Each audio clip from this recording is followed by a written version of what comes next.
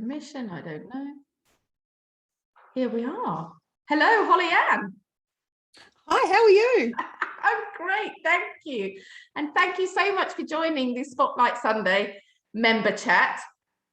I'm really excited, partly because I'm talking to Australia, so I feel like that's pretty amazing.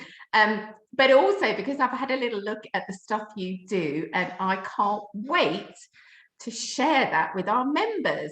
So could you tell us a little bit about your business and what it is you actually do and what it is you sell? Okay, well, I teach a child abuse prevention program because unfortunately, up to 1/3 of children will suffer some form of sexual abuse.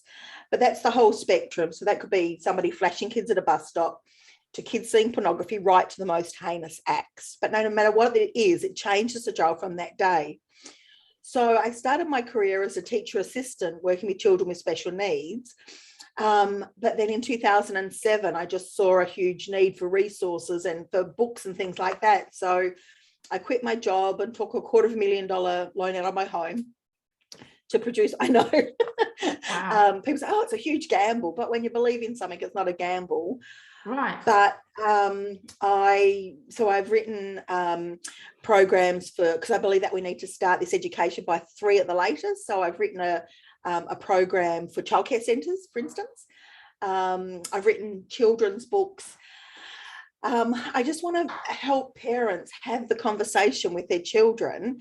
And so I create resources for teachers as well, because some parents are still teaching stranger danger to their children. And we know that only about 4% of contact sexual abuse is by a stranger. Now with cyber stuff, that's changed the whole, area again, because with COVID, online grooming of children has gone up 120% since COVID hit. God. Right. So, and, they are uncomfortable conversations, but what I say to adults is if you can't have the conversation, then how can we expect a 5 or a 6-year-old? Because I believe that we need to start this education when children are 3. And I believe that we need to have the conversation about pornography, for instance, by 6 at the latest. And of course, that horrifies most adults. I don't call it pornography with 6-year-olds. We call them private pictures or private movies. But when I brainstorm with children, where you might see those, 6-year-olds can tell me on, first of all, it's TikTok, then it's YouTube, and then Netflix, and they just name all of them. I don't put those words in their mouths. Most children that I work with, and I'm blessed in Australia, when we don't have COVID, I stand in front of about 4,500 children every year from 3 to 17. And children tell me stuff, and then I go, oh gosh, I need to make a resource about that. I need to write a book about that. I need to, to help adults have these conversations with children. Right. So you're constantly developing. And I just want to say that your business is actually called Safe for Kids, isn't it? Yeah. Safe for number 4 kids. Number 4 kids. Yes. Okay. That's really important. Wow. Is anybody else doing work like this, Holly Ann? Because I think this is so fantastic. I know these are conversations we need to have with our kids. I am a parent. I don't know where to start. I feel like I'm open and we talk about most things, but this is a subject that I know is important, but I still don't have a clue. So I just think your work is so important. And have you had any help along the way? Are there other people doing similar things? Because I've never found anything like this. Nobody's doing it in the way that we do it, and nobody's doing it here in Australia. There are a lot of superficial programs, and in the UK, you've got there's the NSPCC dinosaur underpants thing. Oh, the pants song. Yes, we used to sing that at home. But I used to say our program was the most confronting. I now say progressive because it's better language. Right. The pants thing is very cute, but 45% of all sexual abuse is either children to children or teenagers on children. The pants thing is great, but we've got to go so much deeper. We've got to talk about pornography. We've got to talk about online grooming. I actually met with our police here in Western Australia last Monday to get some ideas about what actually is used in the grooming process, for instance. And they informed me that we've got children as young as 7 playing games like Fortnite or Minecraft or Roblox, being groomed in those games and sending naked pictures to people because adults are saying, oh, you know, I'll give you some V-Bucks or Roblox bucks, which are, if you don't know, they're virtual dollars in the game. I do know, yeah. You know, if a child received a pair of Nikes in the mail, parents would go, where did you get those from? But of course, in these games, parents don't know what their children are getting up to. And, you know, especially if they're using an app, a thing called Discord, where they can talk to these people as well. Right. They get in their heads, they make them feel special. So, you know, nobody, because you know, all my product development comes from children. Children tell me stuff and I go, oh my goodness, how do I deal with that? So it's all, like you said, it's always developing.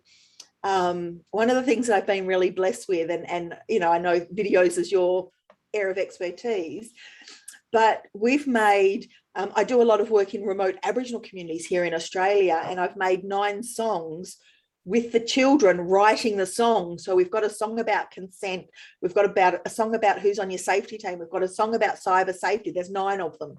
Wow. And they're just absolutely stunning, because here are these beautiful Aboriginal children in the most marvelous Australian wild outback sort of thing. Yeah. But music's a really great way of getting good messages across to children in a really friendly way, as are, you know, children's books, because especially if people have got boys don't like face-to-face stuff. Boys need to be, you know, either next to you or behind you if you're in the back seat of a car. Don't try and talk to them face to face. And if you're reading a book to a child, if you're reading a book to a child, you know, you're not facing them, and parents don't know where to start. So I wrote my children's books to give them a leg up, basically. And so you can't get it wrong because you're just reading my words. And in the back of the books, we've got you know, parent notes, and before you read the story, go through our parent notes and get it all clear in your head. And we just want to make it easy for parents to have, and teachers to have these conversations in an age appropriate, non-confronting way that makes it easy. You know, it doesn't have to be daunting talking about pornography. All we say is, if you see pictures or movies of people with no clothes on, go and show the adult. If it's on an iPad, turn it over and go and show the adult in your home, or if you're at school. I used to say tell an adult, until I had an experience last year where somebody on Instagram tagged me into some child exploitation material, which was heinous. And so I made the report through my tears and to the police and everything. And then I go up into our house, because my office is in the bottom of our garden, and I explained to my husband exactly what I saw. And I'm crying, I'm almost hysterical, and all these things are happening. And at the end of my, you know, rant, all my husband's gone, oh yeah. What do you mean, oh yeah? Right, yeah. So I saw it as a gift, because it made me realize, if I can't articulate to my husband what I saw and for him to get it, how is a child supposed to get across to a parent that? So, you know, I want parents to be their child's Google. For them to be able to go to them. And you know, you said that you have open conversations with your children and things like that. And if I had $1 for every parent that said either my child wouldn't look at pornography, or if anything happened to my child, if they saw anything, they would tell me. Yes, or I know. They won't. Yeah, they because won't. The whole, I mean, gosh, this is just speaks to me so much, because it's so insidious. And we know that a lot of it happens in the family. And I, you know, the reason my company is called Generally Speaking, because it's about speaking out and speaking up. And we find that so difficult as adults, never mind children. So we have to give them the tools and the resources to be able to speak up and speak out. And it's all too easy to say, oh yeah, you know, I'd know if something was happening, or, you know, I keep a good eye on my kids or whatever. But no, these monsters are so clever in what they do. And honestly, I just think that it's so important. And I'm somewhat surprised that we don't have more of this kind of work going on. And, you know, even in schools now, they've only just started talking about consent. And that's generally with older children.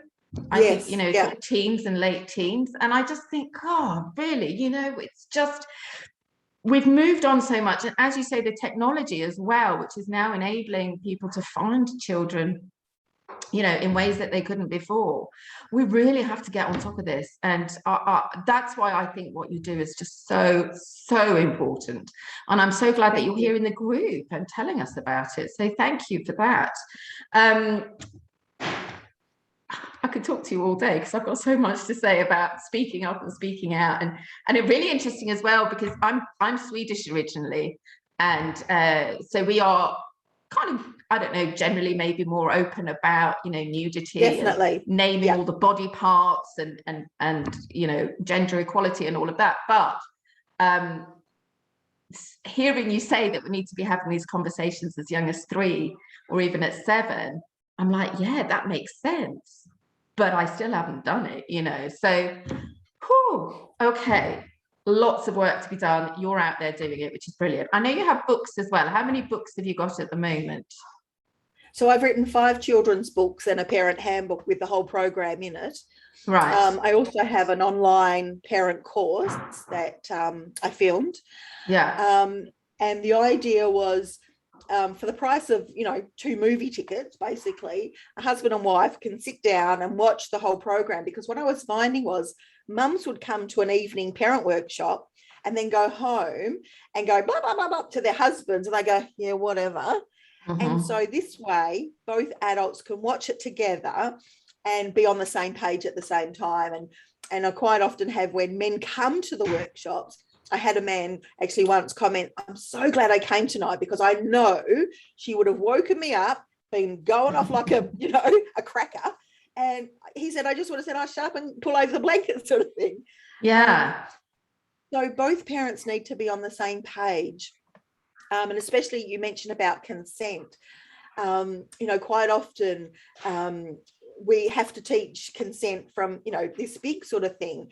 And when I comment, I put stuff on my Facebook page about consent, people go, oh, you're sick talking to 6-year-olds about consent. Well, it's not about sex and consent. It's about body autonomy. Yeah. But we do have to teach consent from a very young age. And, you know, tickling's a great example. And, you know, sometimes, you know, mums will comment, oh, you know, my husband's mother-in-law, you know, my mother-in-law, you know, wants the kids to kiss her all the time, or, you know, their grandfather does all this. And so if both parents can be on the same page and advocating for their children, it's really important. Yeah. But I'm really passionate about consent, and I've always taught it. It's all got very political, like you say, this year. But when I'm working with teenage young men, so 14-year-old young men in high school, they admit to me of watching 2 hours a week of pornography. And when I say, yeah, exactly. When I say, fellas, why would you look at that? Oh, to learn technique, miss, to learn style. Let me stop you right there, because that's not the right technique and there's no style. But there's no kissing, there's no foreplay, there's no pleasure for women. And 88% of pornography is violence against women, but there's no consent. No consent. There's a certain sex act that you need a lot of consent around, but all our teenagers think that is totally normal. Yeah. So, you know, so for parents, both parents to be, you know, using the same language, being across the whole program is really, really important. Yeah, and the thing as well, it's so interesting around social media, because obviously there's accessibility, but even because social media is kind of designed to give us a dopamine hit, right? Yes. And even my 9-year-old was so thrilled the other day that someone had replied to a comment he'd made on a YouTube video. He was like so delighted. And that really struck me. I was like, oh God. And that is a bit like, you know, the same when we post on Facebook and we get lots of replies. I'm like, God, yeah. And how Yeah. can someone so easily exploit that? Yeah. And that's the problem with especially TikTok. I was at a school yesterday.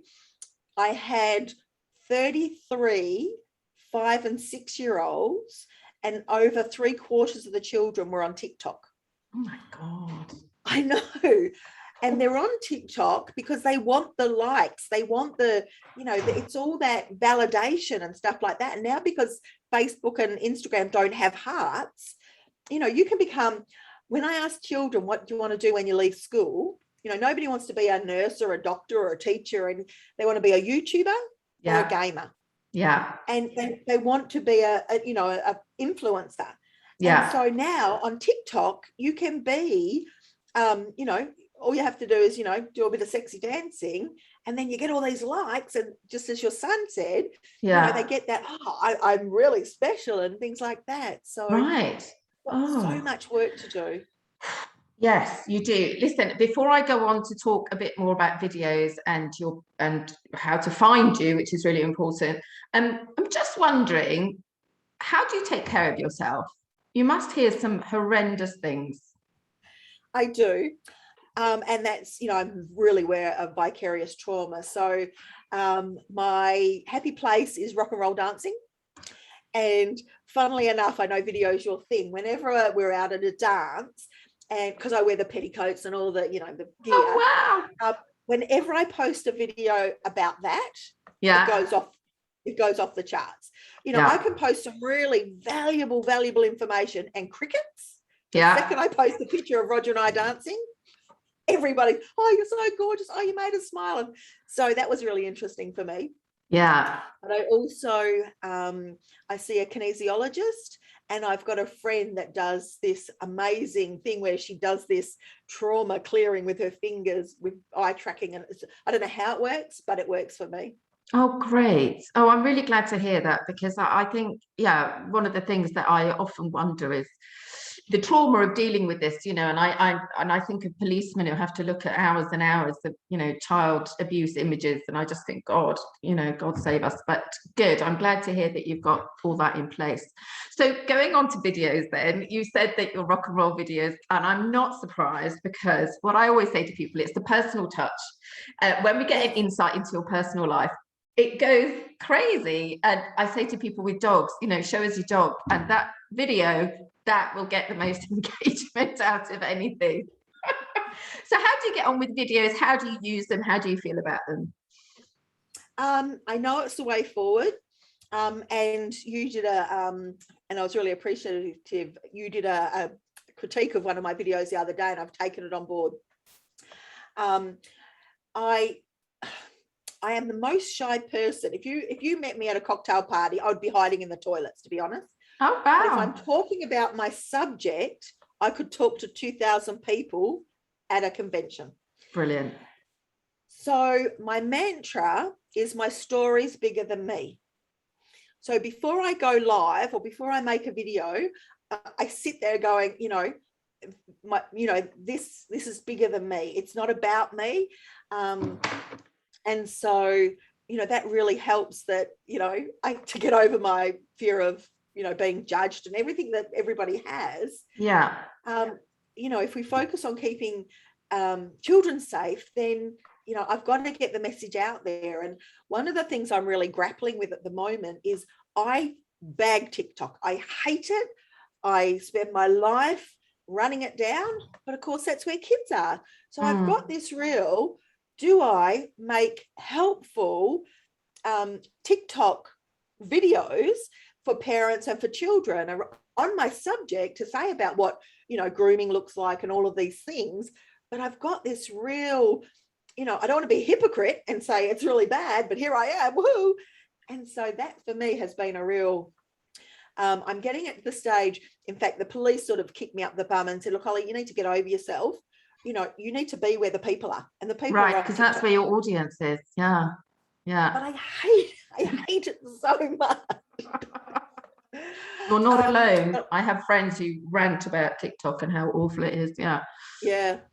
But I think I might I haven't done any reels, So I might practice with Instagram Reels first. Yeah. And then see if I can repurpose. I don't know if you can, but Yeah, you repurpose can. those onto TikTok. I know you can't do it the other way because Instagram doesn't like the TikTok logo on it. Yeah. But yeah, I know everything I've read is, and especially with Instagram, that, they're going to be pushing video. Video is, yeah. I mean, and video is king. Video is king, for sure. It's so true. I love your videos because the ones I've seen, you're very natural. You have so much information to pass on, which I think is also super important. I can't make reels. They don't do them in this region, so I'm blocked from making reels, which is really annoying. But perhaps that's a good thing. I don't know. There is a program called repurpose.io. So have a look at that, and you can upload your videos and then it will repurpose them for different platforms. So that might work as well. Oh, I haven't even looked at the time. Let me go on to say, so how do you feel about videos now? So you might be making TikTok videos, you might be making IG reels. You also have a YouTube channel, right? Yes. Yeah. So I've got lots of just random videos on there, but then I also have a series of 10 videos that just explain the program, and that's part of it's part of a email funnel that I've got. So on my website I've got some free resources, and then that kicks into a funnel, and so once a week people get one of my videos. And then last year when we were in lockdown, I have a Safe for Kids educators community, and I went live in there every Sunday for 10 weeks, and did free training. So that's all in there as well for teachers and for childcare educators and stuff like that, because it's just so important. And with my parent workshop, there is a small cost for that, but I put out loads of free content. And there was actually a dad from the UK he was Googling, a child had come to his house. He was actually a police officer, but a child had come to his house for a play date, and his 9-year-old daughter and her went into the cupboard, and the little girl showed his daughter pornography. So he was just Googling, how do I talk to my daughter about pornography, and came up, my YouTube video came up somehow, and then he rings me from the UK, and we just have this amazing conversations. I'm a copper, and I don't know how to talk to my kid about this. I'm, what's wrong with the, us sort of thing. Yeah. Oh, that's amazing. So but I really appreciated when you looked at my video about the titling, because I'm questioning if my titles are searchable. So I put how to blah blah blah, but yeah, so it's I need to do some more work. Do you use tags as well? Do you put tags on your videos? Yeah. And also, because of course you can, if you have a really eye-catching title, you can then put them into a series. As you know already, you can do your how-to series. So because you can have a title and then a description, and anyway, I'm sure you know all that. I could talk to you all day, Holly Ann, and I'm so grateful for your work and for you coming on and talking about it. I hope you get a global reach. I think you absolutely need to have a global reach. Tell us where we can find you. What's the best place to come and connect with you? So I'm on all the channels, Pinterest even. Got lots of free stuff on Pinterest, but just Safe, the number 4 Kids is my Facebook and Instagram accounts. Yeah. Safeforkids.com.au is my website. Great. And I'm going to be working with Sharon Murray tomorrow from the thing that we did. Yes, on LinkedIn. Yeah, because I sort of mentioned in the workshop that we did with her and you about being the best kept secret in Australia and the world. So I'm hoping with her quirkiness, which really hit a chord with me, I'm hoping that she'll give me some tips on how to get, better known on LinkedIn as well. I mean, I've got a huge profile, I've got everything on there. Yeah. But oh, for sure, Sharon will get you sorted out. Yeah, no worries at all. Okay, so I'm just going to say, I'm going to post the links for anybody who's interested. I maybe won't post all of them, but I'll post a few of them. But mainly Safe for Kids with the number 4.com.au is the website. And of course, people watching this video will be able to tag you directly because you're in the group. So I'm going to leave it there. Thank you again for our Spotlight member chat for Spotlight Sunday. And everybody go and look up Holly-Ann and Safe for Kids and get talking to friends, family, parents, teachers, and most of all, your children. Such important work. Thank you. Thank you.